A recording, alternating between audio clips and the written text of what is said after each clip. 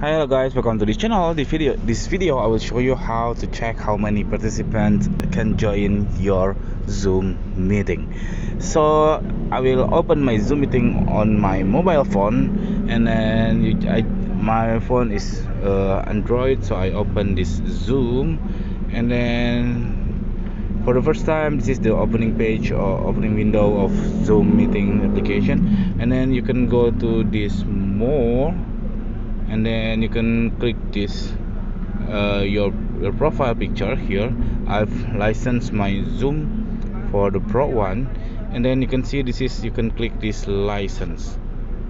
After that it will be shown how many participants is allowed to join your Zoom meeting.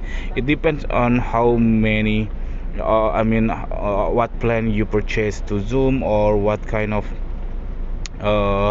what kind of promotion that Zoom gave you, and etc.